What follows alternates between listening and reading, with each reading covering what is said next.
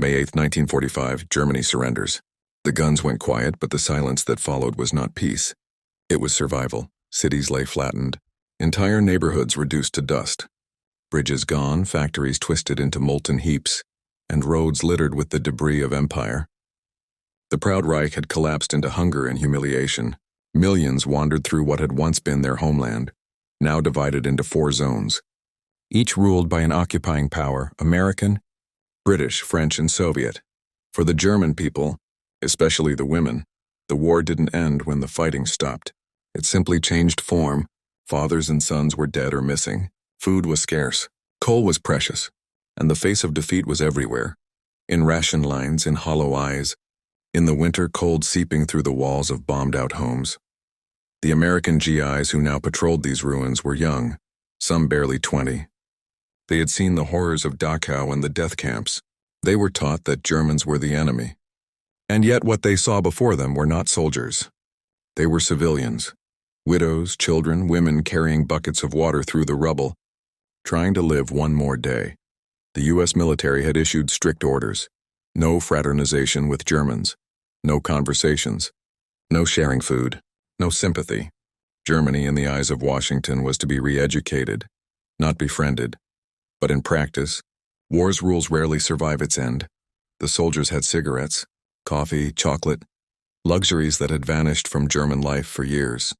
When a GI offered a piece of gum to a hungry child or bread to a mother, something shifted. The act was small, but the meaning immense.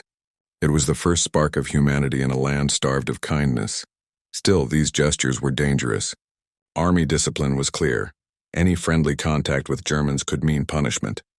The idea was to prevent sympathy from blurring the memory of why the war was fought, to keep moral distance between victor and vanquished. But the human heart doesn't obey strategy. In the months after surrender, Germany's streets began to tell a quieter story, not of combat but of connection. In American-occupied towns like Frankfurt, Stuttgart, and Munich, small moments began to bloom amidst the ruins. A soldier helping a woman rebuild her doorway, a nurse tending to German children, laughter heard for the first time in years. By late 1945, the strict lines of policy began to crack. Soldiers and civilians spoke more openly. German girls were curious about these foreigners who smiled easily, spoke fast, and carried music in their radios. The GIs in turn saw something beyond the propaganda, a generation of young women who had grown up under Hitler's shadow and lost everything to it. And then, quietly, something forbidden began to take root. Friendship, followed by love. And eventually something that neither army command nor society had prepared for: marriage. But before that could happen, the world had to overcome something even harder than war itself: prejudice.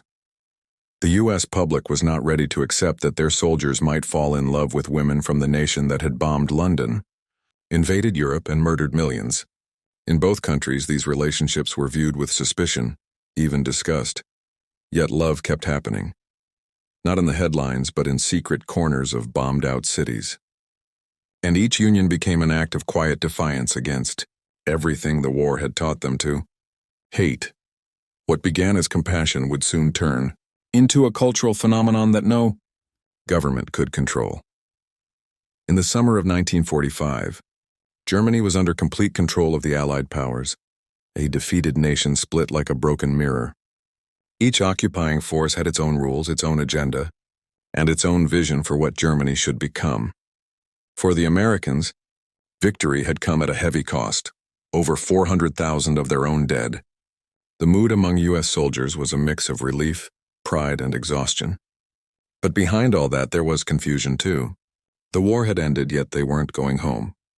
They were now part of the occupation army, responsible for rebuilding and reforming it. The very people they had been taught to destroy.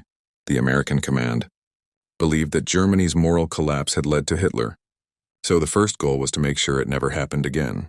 To do that, they needed to change the mindset of the German people through control, education, and discipline. And one of the strictest rules in this re-education mission was no fraternization with Germans. This order came directly from President Truman and the War Department. It wasn't just a military rule. It was psychological warfare continued by other means. The logic was simple but harsh. If American soldiers became friendly with Germans, especially with German women, the moral line between victor and enemy would blur. Sympathy could turn into softness, and softness into weakness. So soldiers were told to keep their distance. No handshakes, no conversation, and certainly no romantic contact. Violations could mean court-martial or reassignment. Posters were even placed in military barracks reminding soldiers that fraternization aids the enemy. But Germany was starving, literally. The average German civilian in 1945 was surviving on 200 calories a day, sometimes less. Children rummaged through garbage bins near U.S. bases. Women traded whatever they had for food, a bar of soap, a few cigarettes, or a piece of bread, and that's where the moral wall began to crumble.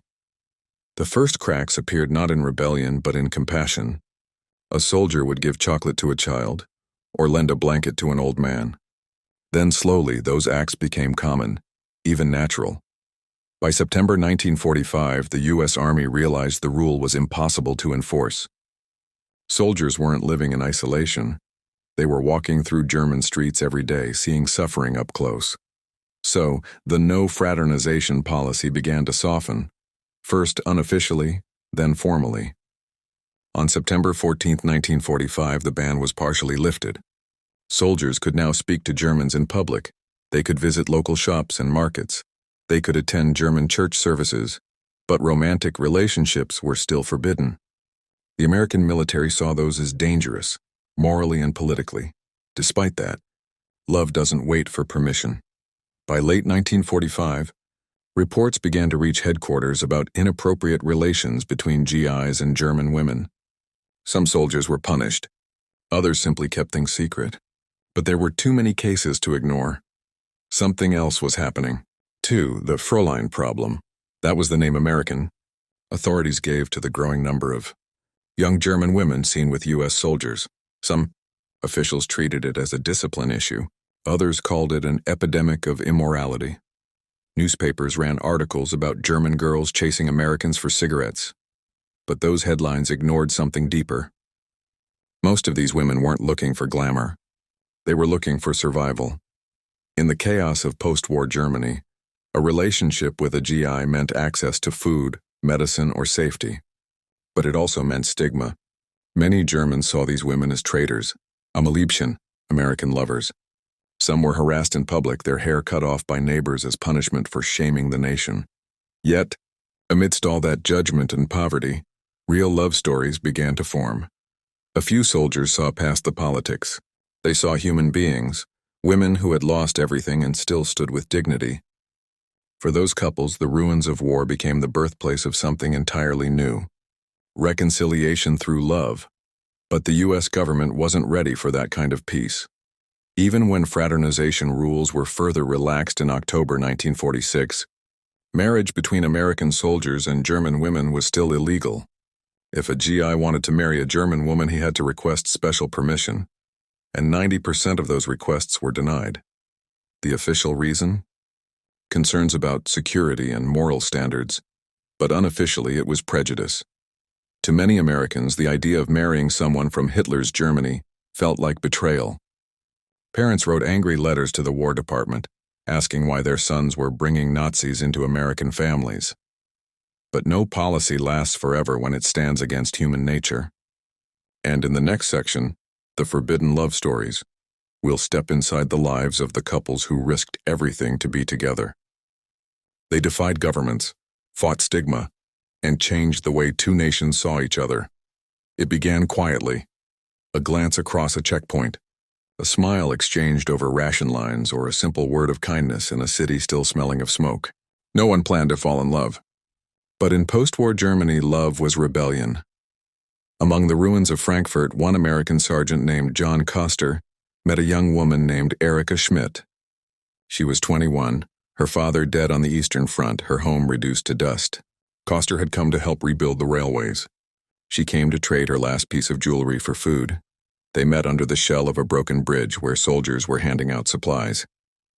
He gave her a bar of chocolate. She thanked him in broken English. And then, for reasons even they couldn't explain, they met again. The war had stripped both of them of something human, And somehow, in each other they found what was missing. For months, they hid their relationship. A single photograph or letter could end Koster's career.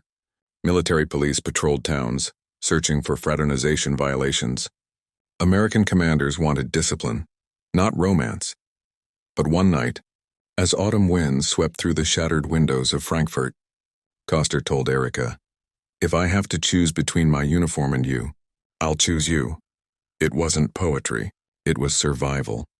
Two people trying to hold on to something pure in a world that had forgotten what purity meant. Their story wasn't unique. Across occupied Germany, hundreds of similar relationships bloomed. Some lasted a few weeks, others turned into lifelong commitments, but all carried the same risk: discovery. In 1946, U.S. military intelligence began reporting a sharp increase in German-American relationships. They called it a growing morale problem. That phrase, morale problem, was a bureaucratic way of describing love that didn't fit the rules. Then came the case of Private William Brown and Helga Meyer. They met near Stuttgart, married secretly with the help of a German priest, and lived together for months before being discovered. Brown was arrested. His commanding officer called him a disgrace. His pay was cut and he was sent back to the U.S. without his wife. Helga, branded a GI bride, was left alone, pregnant, penniless, and ostracized by her neighbors. But she refused to give up. She wrote letter after letter to American officials demanding the right to join her husband. It took 3 years, but in 1949, she finally received permission under a new law, the War Brides Act.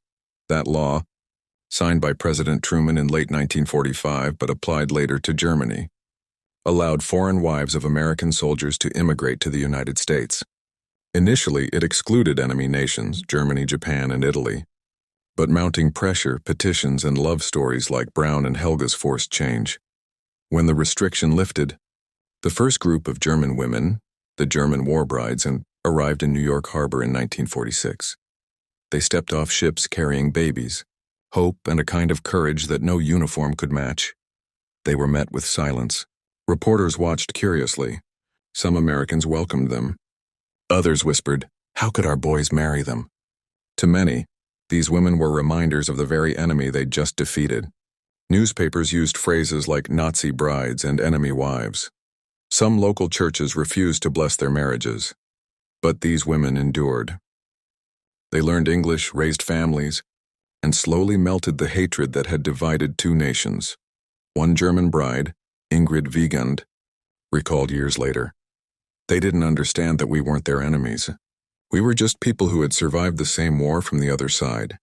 Over 20,000 German women married American soldiers between 1946 and 1950. Each story was a quiet revolution. Each marriage, a small act of peace. For many soldiers, marrying a German woman wasn't just about love. It was about redemption. They had seen the destruction they caused. Now, through these relationships, they saw humanity reborn. But not everyone accepted them. In small American towns, these war brides often faced suspicion. Some were called Hitler's girls. Others were denied service at shops, yet they persisted, turning shame into strength. Their children, born in post-war America, would grow up speaking both English and German. They would bridge cultures that once tried to destroy each other. The forbidden love stories became something bigger, proof that compassion could outlive hatred, and that rebuilding a nation wasn't only about bricks or treaties. It was about forgiveness, one family at a time. And yet, even as the personal battles for acceptance continued, the world around them was shifting again. The Cold War had begun. Germany was splitting into East and West. And for the U.S. military, the war brides now represented more than romance. They became a symbol of soft power, a new kind of influence. From secret meetings in the ruins to public ceremonies under the American flag, these marriages rewrote the story of the occupation. It began with resistance, and not from the Germans, but from the Americans themselves. In 1946, as the occupation deepened, fraternization bans still held firm. Commanders wrote stern memos. Marriage to German nationals is forbidden. But by then, love had spread faster than the rules could contain it. Thousands of soldiers were already living with German women, and children, The first of the occupation babies were being born. The U.S. Army faced an impossible reality. It couldn't jail everyone, so instead Washington did something unexpected. It began to adapt. Behind closed doors, generals and lawmakers debated what to do. One side saw these relationships as a disgrace to military order. The other saw them as the first fragile threads of peace. The tide began to turn in December 1946, when the War Department quietly eased restrictions on marriages in the American zone of occupation. Officially, soldiers still needed permission, but permission was now possible. Soon after, the War Brides Act was amended to include women from former enemy nations. The decision was more than administrative. It was symbolic. It marked the moment when America stopped seeing every German as the enemy. The first legal war bride from Germany, Anneliese Coleman, arrived in New York in March 1947. Her husband, Staff Sergeant Robert Lee, met her at the dock. Newspapers printed the photo, a smiling couple holding hands in the cold harbor wind. The caption read, "Love crosses the Atlantic." That single image carried more power than any speech. For millions of Americans still haunted by wartime propaganda, it was the beginning of emotional reconciliation. But for every joyful reunion, there were still countless struggles. Processing these marriages was chaos. The paperwork could take months, sometimes years. German women were interrogated by immigration officials, screened for Nazi connections, and forced to prove their moral character. At Ellis Island, many cried as they were questioned about their pasts. Did you ever attend Nazi meetings? Did you ever salute Hitler? Some were denied entry. Others waited on ships for days. Still, they came. Thousands of them. By 1948, more than 15,000 German brides and fiancés had arrived in America. Trains carried them from the East Coast to small towns in Kansas, Ohio, and Texas. They came to homes where flags still flew high and neighbors still mourned sons killed in the war. But slowly, something extraordinary began to happen. Communities that once glared at these women began to accept them. Their accents softened, their determination shone. They became nurses, teachers, and homemakers. Their resilience, forged in the ruins of Germany, became the quiet strength of post-war America. And behind the scenes, Washington noticed. In 1949, the U.S. State Department began using stories of American soldiers marrying German women in official propaganda. Pamphlets in West Germany showed smiling couples under the caption, "Freedom Unites." The same nation that once banned love now used it as proof of democracy's humanity. For Germany, too, these marriages carried deep symbolism. In the eyes of many civilians, the war brides weren't traitors anymore. They were bridges. Proof that even in defeat, German dignity could be restored through compassion, not hatred. But the true turning point came in 1948, when the Berlin airlift began. As Soviet forces blockaded the city, the U.S. and Britain launched the largest humanitarian air operation in history. American pilots who had once bombed Germany now risked their lives to feed its people. And among the crowds waiting for food and medicine stood the German wives of American soldiers, women who, just 3 years earlier, would have been branded enemies. Their presence was a living metaphor. Yesterday's war enemies had become today's allies, partners, and even family. For many historians, this period marked one of the most remarkable psychological shifts in modern history, a transformation not driven by treaties or politics, but by ordinary human connection.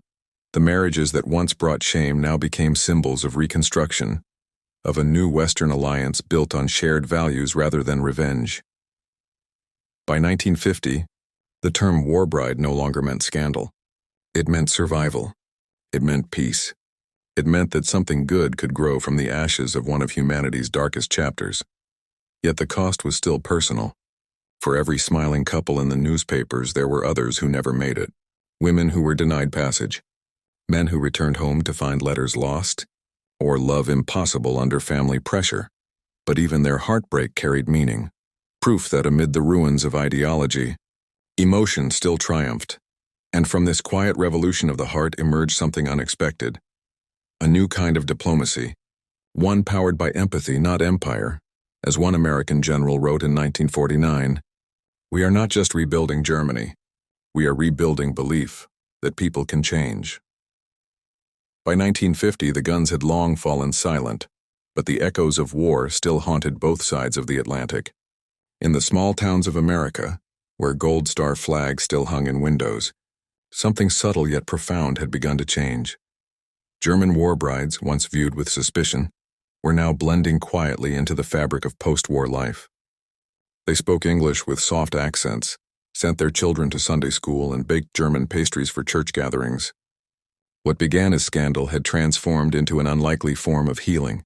Their marriages had started as private acts of defiance, love born between conqueror and conquered. But in the aftermath of World War II, they became symbols of reconciliation, binding two nations that had once sworn to destroy each other. Many of these women had lost everything in Germany. Their families had perished, their homes reduced to rubble. America, for them, was not just a new country. It was a new life. Yet even there, the war followed them. Neighbors whispered. Some in-laws refused to accept them. German was still a word that carried the taste of death camps and bombed cities. And yet, these women endured. They learned to sew American flags for parades, volunteered at veterans' hospitals, and raised children who spoke English first but knew the songs of their mother's homeland. Their resilience softened hearts. Slowly, quietly, a nation that had hated Germany began to humanize it, not through treaties, but through family dinners, classrooms, and shared faith. By 1952, more than 20,000 German war brides had arrived in the United States.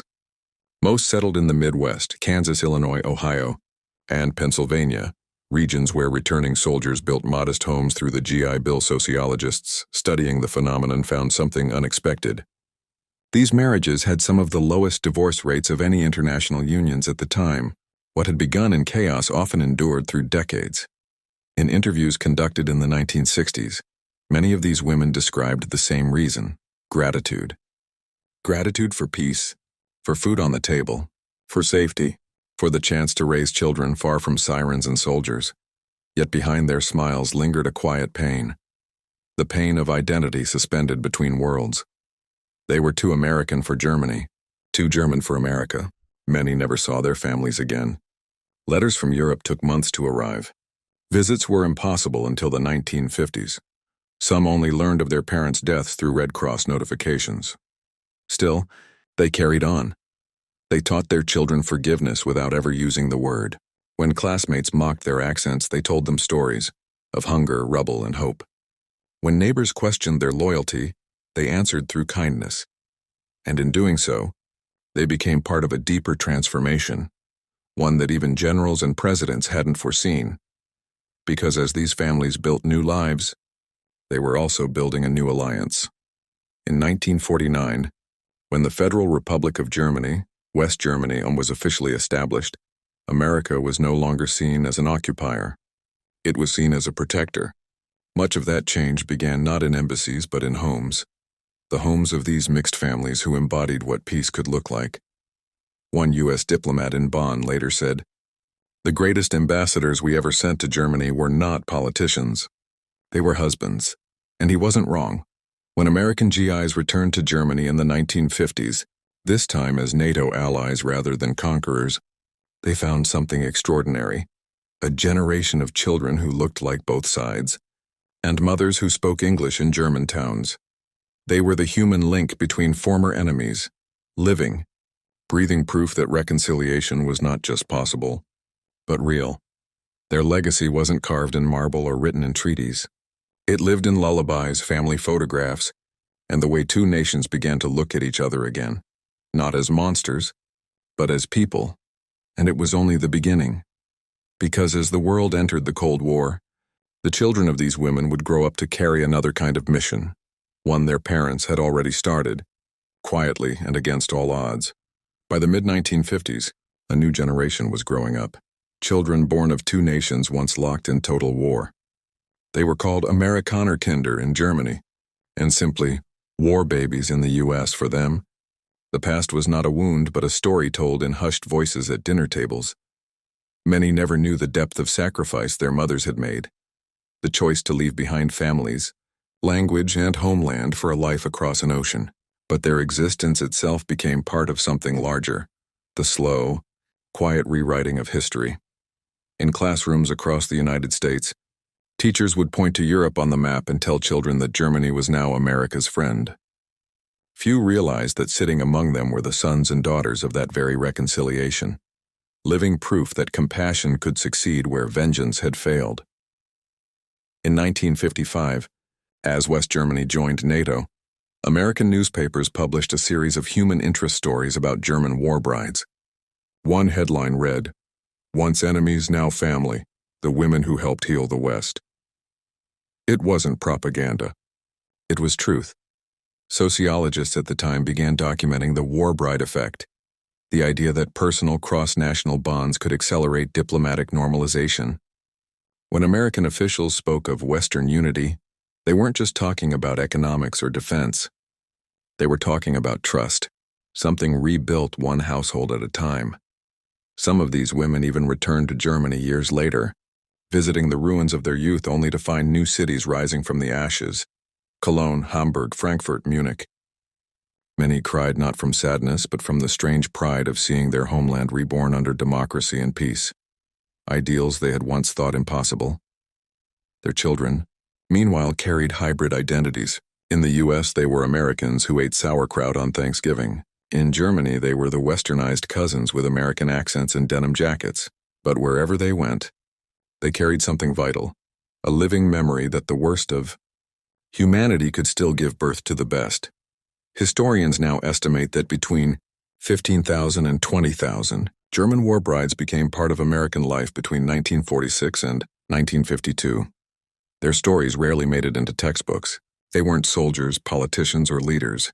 They were wives, mothers, workers, invisible architects of peace. One of them, Helga Weinrich, whose husband had served in the U.S. Third Army, later said in an interview, "We didn't rebuild buildings. We rebuilt hearts." Her words capture what official reports never could. The true victory of World War II didn't end with surrender. It began when forgiveness replaced revenge, when compassion began to heal what ideology had destroyed. By the 1960s, America's view of Germany had changed completely. The two nations were allies, trading partners, and cultural friends. Hollywood films showed Germans not as villains, but as people, complex, flawed, human. The same transformation that began in a ruined church in 1946 had now rippled across continents. Even today, the legacy endures. In countless American towns, family trees trace their roots back to that improbable moment in history, when an occupying soldier and a defeated woman dared to choose love instead of hate. Their descendants still carry both flags, some in name, others in spirit, and in the quiet way of time, their story became not just personal but universal, a reminder that peace is never signed on paper alone. It is lived day by day in forgiveness and empathy, and in love that refuses to see enemies. From the rubble of one war, they built the foundation for a new world and one marriage, one home, one child at a time, and it is here, in their unspoken courage, that the true aftermath of World War II can finally be understood. History remembers wars by their battles, their treaties, and their generals. But peace, as real peace, is written in smaller, quieter lines. In the years after World War II, the story of the German war brides was never meant to be a grand chapter. It was too personal, too humble, yet in the silence of ordinary lives, it became one of history's most profound reconciliations. Because love, in its simplest form, did what armies and politicians could not. It built trust where hatred had thrived. It turned foreign soil into home. It taught two nations to look at each other not through the lens of war, but through the eyes of humanity. Every candle lit in those ruined churches, every photograph of a smiling couple at an American train station, was a declaration that even after the darkest night, the human heart could still find its way to dawn. These women never sought fame. Most never spoke publicly about their courage, but their quiet defiance reshaped the emotional landscape of a shattered world. Their story reminds us that history is not only forged by victory parades and political signatures.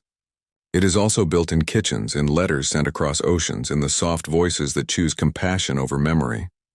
The German war brides did not erase the war. They didn't undo the pain or the crimes, but they offered something far rarer: redemption through empathy. And in doing so, They left behind a legacy more enduring than any weapon or wall, that no matter how deep the divide, no matter how bitter the history, reconciliation begins the moment one human being dares to see another, not as an enemy, but as a person. From the ruins of Berlin to the farms of Kansas, the truth still echoes, not in the sound of marching boots, but in the laughter of the children who came after, children born of two worlds, carrying the living proof that peace, like love, begins quietly and endures forever.